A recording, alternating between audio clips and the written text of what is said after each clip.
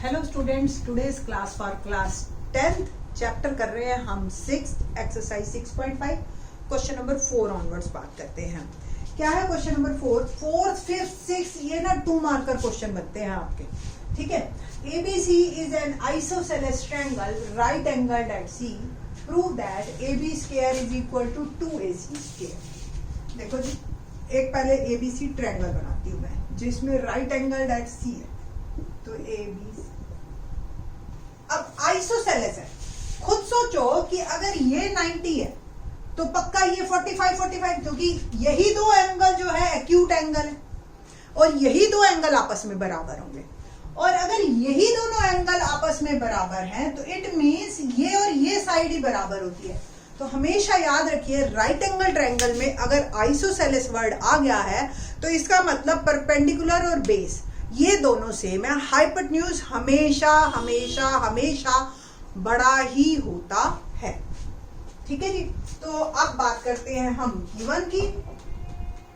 Given triangle ABC in which angle C is 90 degree और given है AC is equal to BC।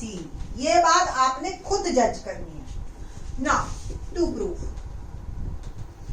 AB square equal to 2AC square. Proof बहुत simple है।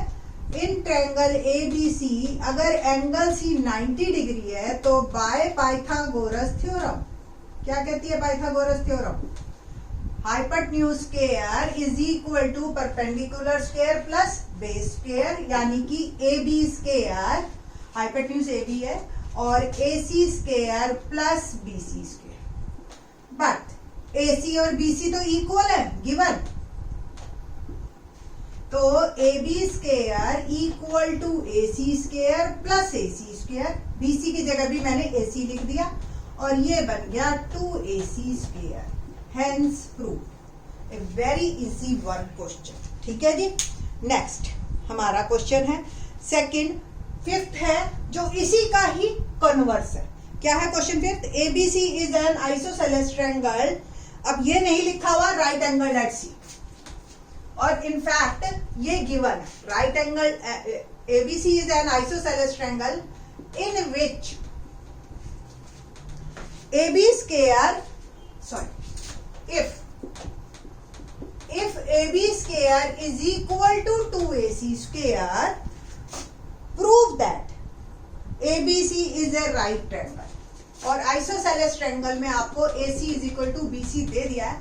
Reason, अब हमें right angle triangle नहीं पता तो हमें यह भी नहीं पता कि कौन सी साइड हाइपोटेन्यूज बनेगी और कौन सा एंगल 90 का बनेगा। और अगर हमें यह भी नहीं पता तो फिर हम ये नहीं कह सकते कि आइसोसेलेस ट्रायंगल है और अपने आप सोच लो। दैट्स वाई उसने हमें दिया कि ABC, फिफ्थ क्वेश्चन पे बात कर रहे हैं हम, ABC is an isosceles triangle in which AC is equal to BC। ये दो साइड्स बराबर है मतलब, ठीक है। And if AB square is equal to 2AC square, prove that ABC is a right angle triangle, ठीक है जी। एंगल ट्रायंगल तो गिवन और टू प्रूव हल्के से बदलेंगे पहले दो पार्ट। तो गिवन में है AB square is equal to 2AC square and AC is equal to BC। To prove में हमें प्रूव करना है triangle ABC is a right angle triangle. हमें ये नहीं पता अभी कि कौन सा बनेगा। Okay, now proof. Triangle ABC में बात करते हैं, सिंपल है, अभी बाकी कुछ नहीं पता। AB के ना ये राइट एंगल पता है ना हमें कुछ पता है, ऐसा कुछ नहीं है। आप ट्रायंगल भी बल्कि ऐसी बनाओ जिसमें आपको ना समझ में आए, ठीक है। और हमें दे रखा है AC is equal to BC, ठीक है जी। ऐसे एक काम ऐसे बना दे तो AC is equal to BC, थोड़ा देखने में इजी रहता है। तो ये भी जो है एंगल A एंगल B के बराबर हो गया है ना, ऐसे ही होगा ना, बट हमें इसकी जरूरत नहीं है। तो in triangle ABC we know that given AB square is 2AC square, ये गिवन है। तो AB स्क्वायर को आप 2AC को 2 बार AC स्क्वायर ऐसे लिख सकते हो, और AC और BC बराबर दे रखे हैं, तो एक AC की जगह मैंने BC लिख दिया। बस इतना काम करना है, ठीक है। It shows sum of two squares of two sides of a triangle, square of two sides of a triangle is equal to square of third side, ठीक है। So converse of Pythagoras theorem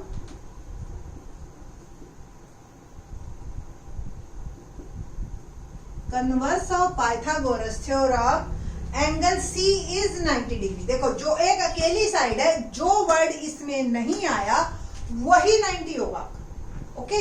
तो angle C is 90 degree, hence triangle ABC is a right angle triangle. जो word उसने पूछा है, जो line उसने पूछी है, वो लाइन हमने एंड में हर हालत में लिखनी ही लिखनी है, ठीक है जी। ऐसा नहीं है कि हमने तो लिख दिया और आपने बोर्ड में जाना है। बोर्ड में अलग अलग टीचर चेक करते हैं, वो आपके स्कूल की टीचर नहीं है जो जानती है कि आप अच्छे बच्चे हो लाइक दैट, और आप कर लोगे, ठीक है जी। तो इस तरीके से आप ध्यान रखना इस बात का। नाउ क्वेश्चन नंबर 6 करते हैं। काफी इजी थे, एक दूसरे के कन्वर्स थे, जल्दी समझ में आते हैं converse question, just reverse steps होते हैं, ठीक है जी। 6th क्वेश्चन और भी आसान है। ABC is an equilateral triangle,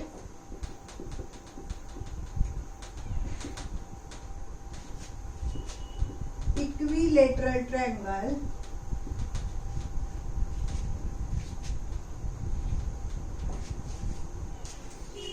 of side 2A. Find each of its altitude.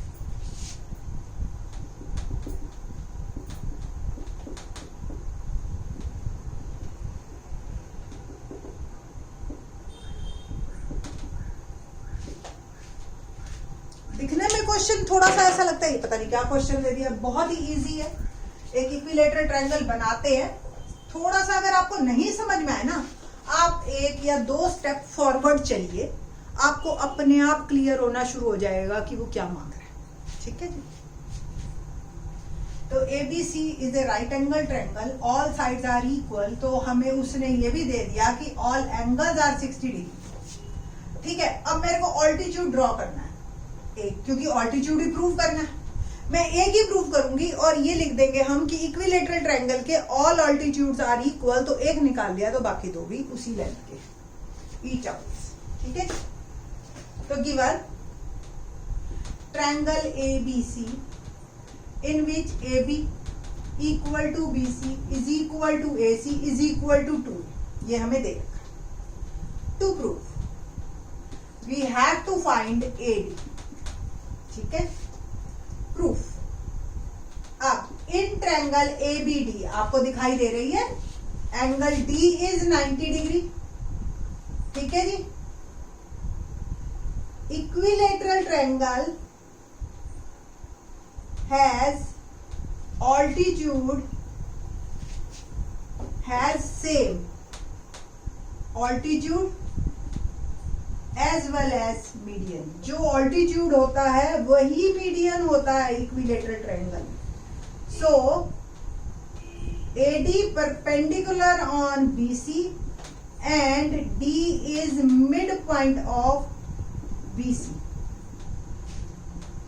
So BD equal to DC is equal to A। पूरी साइड 2A है तो ये हो गई A। अब हम बात करेंगे ट्रायंगल ABD में।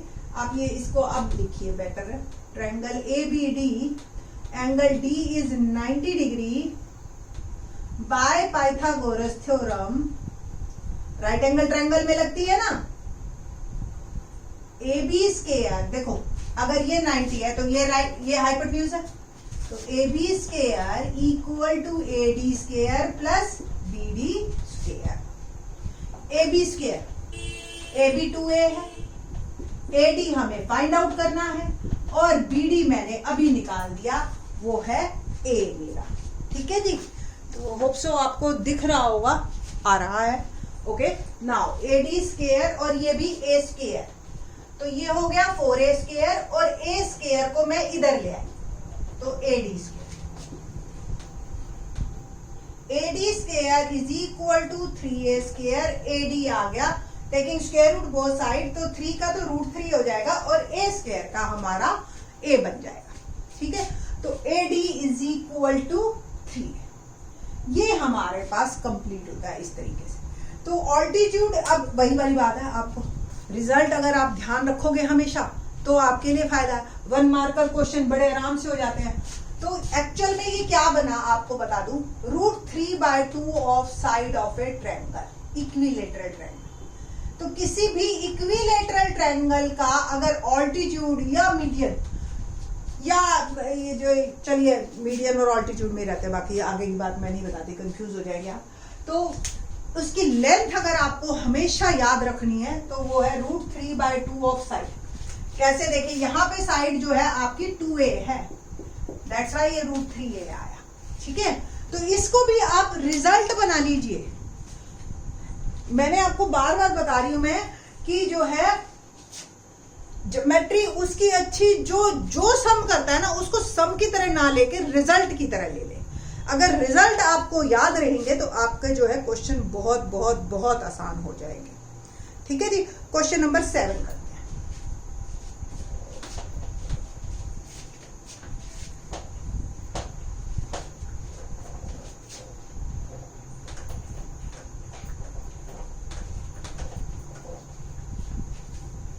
क्या है question number 7? Let's see. Prove that the sum of the squares of the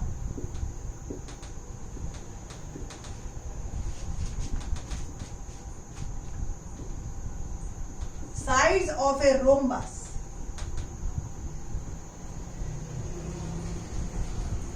is equal to sum of the squares of its diagonals। देखते हैं क्या है ये क्वेश्चन और कैसे प्रूव करेंगे। Square of the sides of a rhombus, तो rhombus लेते हैं सबसे पहले। रोम्बस किसे कहते हैं? आपको 10th क्लास में, आप 9th क्लास में आपने क्वाड्रिलेटरल चैप्टर 8 बहुत अच्छी तरह से किया है। उसमें हमने सारी प्रॉपर्टीज की थी कि रोम्बस अगर 6th 7th का बच्चा है जिससे पूछते हैं वो ये बताता है कि 4 साइड्स आर इक्वल। ठीक है, आपके दिमाग में 9th क्लास ऑनवर्ड्स आपके दिमाग में आना चाहिए कि जो रोम्बस होता है उसके ऑल साइड्स तो इक्वल होते ही होते हैं, उसके जो डायगोनल्स होते हैं वो भी इक्वल होते हैं, उसके जो डायगोनल्स है वो एक दूसरे को परपेंडिकुलरली बाइसेक्ट करते हैं। ये भी आपको हमेशा याद आना चाहिए। जैसे ही आपके दिमाग में रोम्बस आता है ना, कोई भी चीज है आपके दिमाग में एक हमेशा पिक्चर बनेगी उस चीज की, तो आपके दिमाग में ये तीनों पॉइंट्स इमीडिएट आने चाहिए। ये तो हो गए मेजर पॉइंट। अब इसके बाद रोम्बस में सारी प्रॉपर्टीज जो है पैरेललोग्राम की तो होती ही होती है, क्योंकि पैरेललोग्राम पहले बनता है उसके बाद रोम्बस बनता है। ठीक है, तो ये ध्यान रखना। नाउ क्वेश्चन क्या है? Prove that sum of the squares of the sides of a rhombus. तो गिवन क्या है मेरा? Sum of the squares of the sides of a rhombus, यानी कि AB square plus BC square plus CD square plus AD square is equal to sum of squares of its diagonal AC square plus BD square. ये diagonal है। ठीक है जी, बना देती हूँ मैं। ठीक है, ये मेरे को प्रूव करना है, गिवन नहीं है, टू प्रूव। और गिवन है सिर्फ ABCD इज अ रोम्बस। ये एक वर्ड देते ही आपको बहुत सारी चीजें दे दी जो आपको, अब जिस स्टूडेंट को रोम्बस के बारे में क्लियर होएगा वो इस क्वेश्चन को इमीडिएट कर लेगा। प्रूफ में देखो बहुत ही आसान है अगर आपको रोम्बस की प्रॉपर्टीज याद है तो। We know that diagonals of a rhombus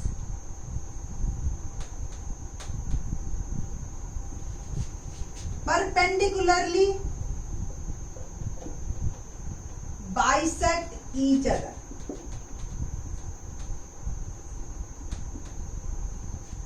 ठीक है जी, दोनों वर्ड दे दिए मैंने, यानी कि ये एंगल 90 भी और ये बराबर। सो AO इज AC का हाफ, BO इज BD का हाफ। देखो कोई चीज बाइसेक्ट कर रही है यानी कि बराबर बराबर है, इसका रिजल्ट मैं AO is equal to OC करके लूं, ये मेरी मर्जी है। और AO हाफ ऑफ AC है, जो मेरे को चाहिए उसके अकॉर्डिंग मैं प्लान करूंगी कि मुझे क्या रिजल्ट पे बात करनी है। ठीक है जी, तो देखते हैं triangle AOB, angle O 90 degree, क्योंकि अभी कहा हमने परपेंडिकुलर लिया, तो ये एक राइट एंगल ट्रायंगल बन गई AOB। ठीक है, एंगल O 90 डिग्री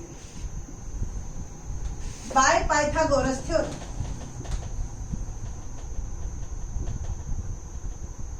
अगर एंगल O 90 है तो इसके सामने वाली साइड आपकी जो है वो हाइपोटेन्यूज है। It means AB square equal to AO square plus BO square. AO को मैं लिख सकती हूं AC by 2 whole square, BO को मैं BD बाय 2 होल स्क्वायर लिख सकती हूँ।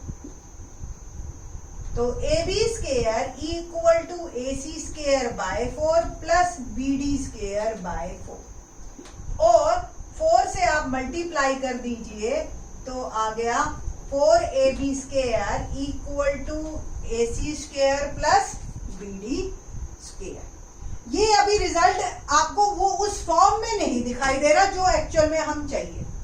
अब एक साइड तो आ गई AC square plus BD square, है ना।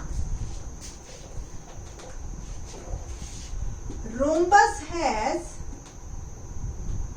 all sides equal so that AB equal to BC equal to CD is equal to DA। 4AB square equal to AC square plus BD square। यहां से दोबारा complete है। 4AB square को मैं 4 time AB square and AB square लिख दूंगी, और हर AB की जगह जो मेरे को चाहिए साइड उसको रिप्लेस कर दूंगी मैं, क्योंकि सारी साइड बराबर हैं। And we get our result. ठीक है जी। कई बार कुछ टीचर्स कैसे क्वेश्चन को करवाते हैं वो भी मैं बता देती हूँ। अगर आपके स्कूल की टीचर देखिए इस तरीके से इसको करवाती है। हमारा रिजल्ट आया था AB square is equal to AC square by 4 plus BD square by 4 आया। अब इस ट्रायंगल को ले लो, सेम प्रोसीजर, तो BC square AC square by 4 plus BD square by 4। Same इस ट्रायंगल को तो CD स्क्वायर, फिर इस ट्रायंगल को AD, फिर चारों को सम करके बाय 4 एलसीएम लेके ये बराबर आ जाता है। बट स्मार्ट तरीका उसे कहते हैं जो सही भी हो और जिसमें आपने रिजल्ट अप्लाई किया। लेंदी तरीके से तो सभी कर लेंगे, ठीक है ना। तो आप स्मार्ट तरीका अपनाइए और आप रोम्बस की प्रॉपर्टीज को ध्यान में रखिए, ठीक है। होप सो आपको ये क्वेश्चन समझ आए होंगे। Question number 8 onwards in the next lecture. Thanks.